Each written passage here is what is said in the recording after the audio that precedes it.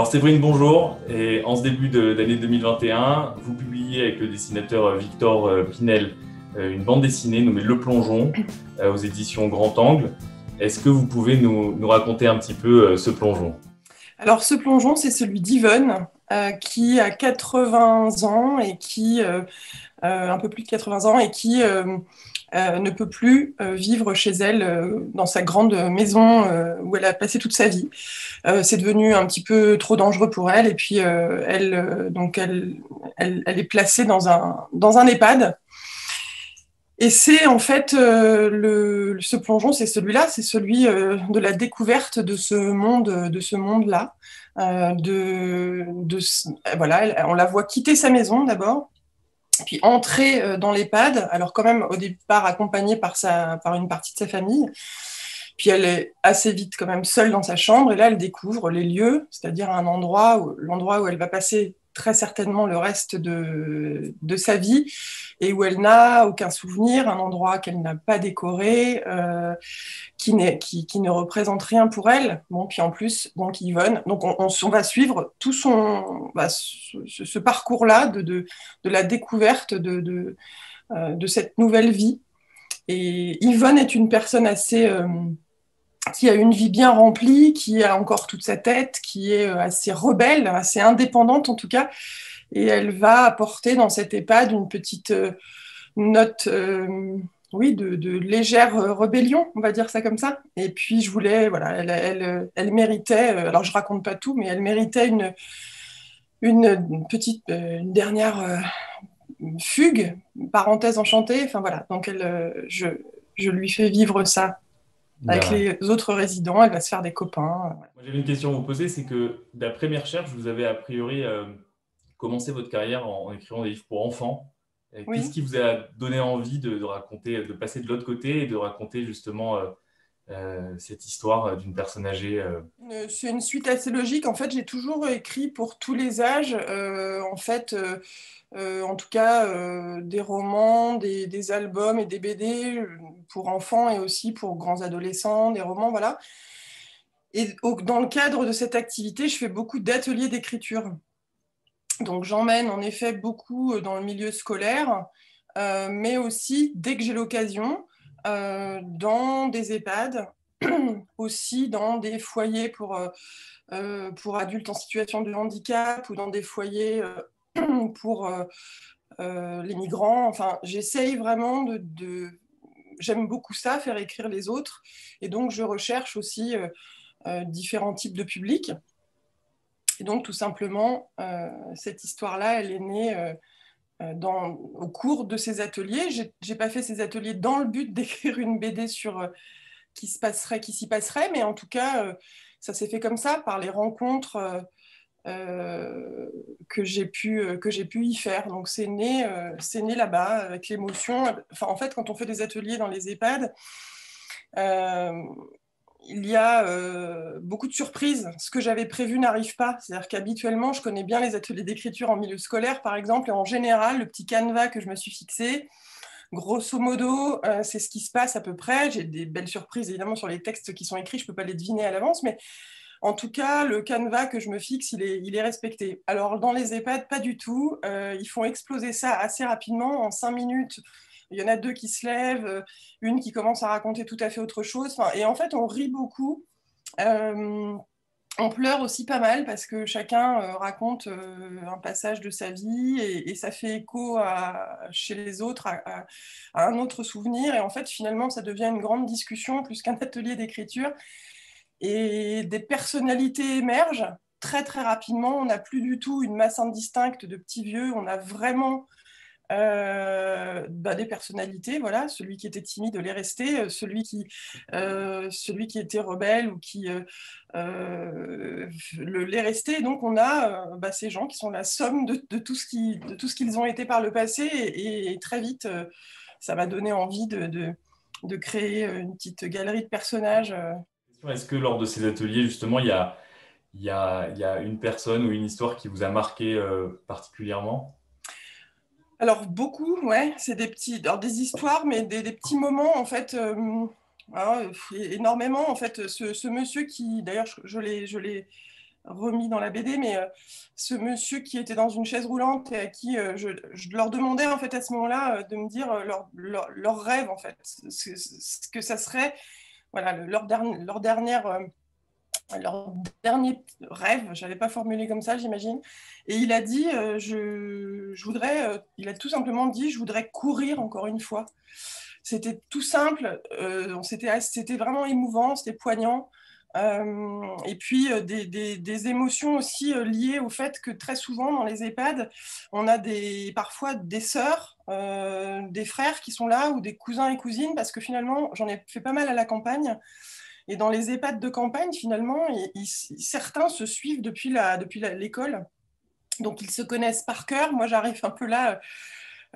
Bon, je viens 2 heures, 3 heures. Et assez vite, finalement, on assiste à comme des scènes de famille. Donc, c'est vraiment très, très particulier comme atmosphère dans ces EHPAD-là. Et puis, j'ai toujours de ces nouvelles, mais j'ai une petite dame qui était à un atelier, une dame de 98 ans qui assistait à l'atelier. Elle était vraiment très en forme. Il y en a une autre qui était moins en forme, beaucoup plus jeune qu'elle, qui a quitté l'atelier parce qu'elle elle était fatiguée. Et Marie-Noël, donc 98 ans, l'a regardée, lui a dit oui, oui, bah, c'est ça, va-t'en, on fera dire une messe. Voilà, enfin, ce genre de petite vanne entre personnes de plus de 95 ans, je trouve ça plutôt drôle. Elle va très bien, elle a fêté ses 101 ans il n'y a pas longtemps, j'ai eu de ses nouvelles. Voilà, c'est des personnalités qui forcément vous touchent. Enfin, moi, m'émeuvent et me font rire à la fois. C'est-à-dire tout ce que je recherche dans la vie. Une autre question, nous chez Cap Retraite, notre quotidien, c'est d'accompagner des personnes qui justement se préparent à l'entrée en EHPAD. Et est-ce que vous conseillerez justement la lecture de cette BD pour ces proches-là qui parfois ont assez peur de ce qui va se passer? Est-ce que cette BD peut être un moyen de se préparer en fait justement à ce que va être la vie en EHPAD pour leurs proches?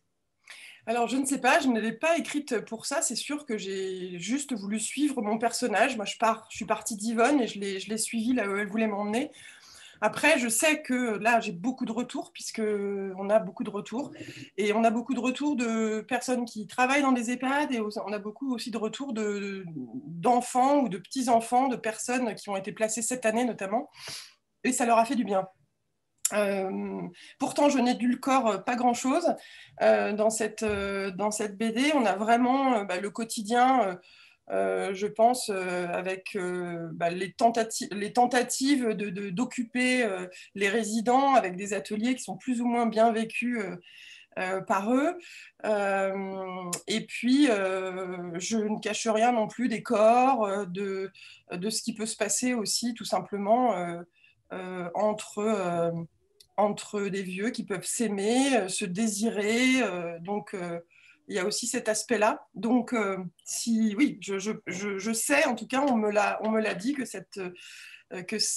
cette histoire d'Yvonne avait été assez touchante et pouvait donner une autre vision du grand âge. Et peut-être que ça donnera envie à ces gens de venir un peu plus souvent voir leurs aînés, parce que certains, c'est vrai, sont très très délaissés et ne reçoivent quasiment jamais de visite. On le voit aussi dans la BD. C'est vrai qu'il y a alors, on ne veut pas bien entendu raconter l'histoire, mais il y a quand même une belle histoire d'amour qui se vit également au sein de cette EHPAD. Oui, oui. Nous, on en connaît aussi chez Cap Retraite, on a la chance justement de suivre et on en a un paquet d'histoires croustillantes et magnifiques.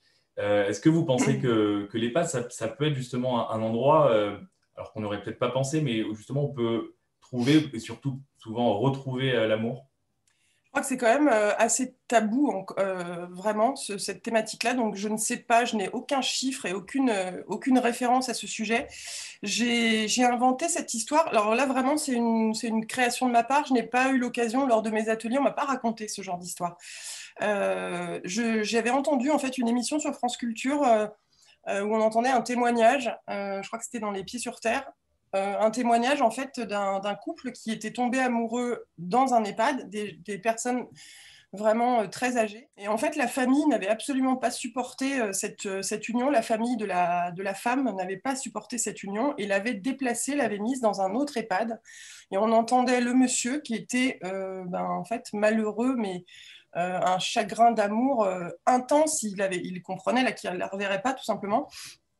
Et ça m'avait beaucoup bouleversée. Donc là, pour Yvonne, je lui ai inventé cette histoire d'amour. Et en même temps, je comprends que ça puisse être compliqué pour le personnel et que ça doit être quelque chose qu'il faut certainement encadrer, être vigilant pour savoir s'il y a bien un consentement des deux côtés, et pour certaines personnes âgées qui n'ont pas forcément encore toute leur, euh,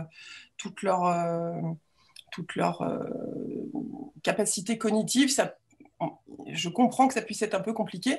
Là, dans ce cas-là, je crois qu'on peut dire qu'Yvonne est tout à fait consentante. Avec cette BD, moi, je ne sais pas si vous en êtes consciente, mais je pense que sincèrement, vous allez pouvoir redonner de l'espoir à beaucoup de familles qui doivent placer leurs proches âgés, justement, et qui parfois sont très perturbées, justement, sur ce qu'ils entendent dans la presse sur les EHPAD. Est-ce que vous en êtes consciente qu'en tout cas, c'est quelque chose ce que vous avez fait, ça va peut-être pouvoir faire bouger, justement, certaines choses et rassurer énormément de gens, justement, sur voir ce qu'est la réalité, en fait, en EHPAD. Et d'ailleurs, comme vous l'avez dit, vous n'avez pas pris de gants. Il y a des choses bien, des choses qui peuvent parfois surprendre, mais c'est vrai que, en tout cas, ça peut donner beaucoup, beaucoup d'espoir à ces familles qui. Bah, c'est gentil.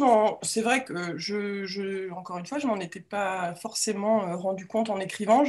C'était pas mon but, et donc tant mieux si ça a cette vertu-là. Je pense que je suis bien tombée, moi, quand je suis allée dans les ateliers. Il faut dire qu'à partir du moment où l'équipe décide de mener des ateliers d'écriture, c'est pas moi qui vais démarcher, donc ils viennent spontanément me demander de venir. C'est qu'on a là une volonté de faire parler les résidents, de leur apporter quelques heures de réconfort, d'échange. Donc je suis bien tombée, et moi ce que j'ai vu, c'est des équipes hyper bienveillantes qui sont aux petits soins, qui assistent d'ailleurs à l'atelier, hein. Ils ne me les laissent pas, je sais pas, une garderie, hein. Ils restent avec moi, ils sont assis avec les résidents, j'en prends pas plus de 12 pour que ça reste très enfin, que ça reste intime. Donc j'ai forcément une image, en tout cas, moi ce que j'ai vu, c'est ça. Et je sais bien qu'il y a évidemment d'autres réalités, mais c'est que c'est possible et que ça arrive quand même assez souvent, puisque j'en ai fait pas mal. Donc euh, après, la meilleure solution pour être rassuré, c'est de venir souvent C'est ça. voir la personne pour vérifier que ça va et Finalement. qu'on s'occupe bien d'elle, quoi. Ouais. Ouais, tout à fait. Non, vous avez Après, raison. c'est pas Nous, toujours facile, mais on le redit ouais, jamais ouais. assez souvent que c'est un des éléments essentiels dans la bonne intégration justement de ces Mmh, personnes âgées. C'est que les familles doivent aller justement les visiter et aussi justement s'assurer que vraiment leur proche est au bon endroit mmh, et mmh. vit bien ces moments. Exactement, ouais, exactement. Bon, alors on va finir cette interview. En tout cas, ce que nous on voulait dire chez Caprotraite, c'est qu'on a adoré la BD. Vraiment, je peux vous Merci. dire que nous, ça fait 25 ans qu'on justement on aide des gens à rentrer en EHPAD et Mmh, ça nous a fait rire, ça nous a fait pleurer. Et on l'a, à travers vraiment cette histoire d'Yvonne, on a vu des dizaines de milliers de mamies qu'on a pu aider à rentrer en EHPAD. Et ça, voilà, ça, en tout cas, moi, c'est quelque chose que je veux dire. Et il y a des critiques qui sont excellentes. Vous pouvez le voir partout sur Internet. mmh. Moi, je suis certain que toutes les familles Cap Retraite seront ravies de lire cette BD. D'ailleurs, bien entendu, sous l'article et sous cette vidéo, vous aurez la possibilité, avec un lien, de pouvoir acquérir la BD et vous la faire livrer rapidement. Pas un lien Euh, sur Amazon, hein, bien sûr. c'est vous qui me Je direz, vais vous en donner un autre. vous me donnez vous me donnez celui qui vous convient. N'importe quelle Euh, librairie indépendante à côté de chez vous qui fait de la exactement, livraison à domicile sera mieux qu'Amazon, tout pour à fait. plein de raisons que vous connaissez certainement. Absolument. Absolument. En tout cas, nous, on voulait vous remercier pour votre Merci temps beaucoup. en pleine promotion de cette BD. Voilà, on espère peut-être que. Moi, j'ai vu le tome 1 et je me suis posé la question si peut-être vous aimeriez justement peut-être écrire d'autres histoires de personnes âgées. D'Yvonne. Alors normalement là c'était un one shot, il y avait pas de, c'est pas une série qui démarre là, c'est une histoire complète. Je suis en train d'écrire d'autres histoires et j'ai très souvent écrit sur les personnes âgées. J'ai écrit des romans J'ai écrit un roman qui s'appelle Quelqu'un qu'on aime, qui là aborde la question de la maladie d'Alzheimer, avec un grand-père et une relation avec le petit-fils, une relation assez intense avec son petit-fils. J'ai écrit des albums aussi pour les tout petits sur les mamies. J'en ai un qui s'appelle J'attends mamie, qui là aborde plus précisément la question de la mort. Et un autre, là vraiment beaucoup plus rigolo, qui s'appelle Mamitologie, et qui en fait met en scène un petit garçon qui est tellement fan de sa grand-mère qui donne des explications complètement farfelues aux petits défauts qu'elle commence à avoir en vieillissant. Il en fait une espionne. Voilà, et j'ai aussi écrit, c'est quand même une petite thématique que je creuse beaucoup, un petit album qui s'appelle L'Attrape-Lune. Et là, c'est un grand-père, en fait, qui adore raconter des histoires à son petit-fils, mais en se donnant un peu le beau rôle et légèrement, c'est un papy un petit peu mythomane. Et puis finalement, ce qu'il imagine arrive. Il se retrouve sur la Lune avec son petit-fils. Et donc, voilà, c'est illustré par Barou. Donc, vous voyez, c'est quand même, c'est quand même pas nouveau chez moi. Bah, Donc, peut-être on que j'en mettra tous les écrirai liens, d'autres. justement. Bah, on C'est mettra, gentil. parce que OK. vraiment, je vous dis, il y a peu, justement, on entend malheureusement trop souvent les mauvais aspects et la manière dont vous évoquez ces sujets, pour nous, en tout cas, nous touche beaucoup et on est certain que ça pourra toucher également beaucoup de gens qui vivent cette situation. Donc, encore une fois, merci beaucoup. Merci Et beaucoup. voilà, on vous souhaite le meilleur pour cette année 2021. Bah, vous aussi. Merci pour Merci. le zoom sur cette BD.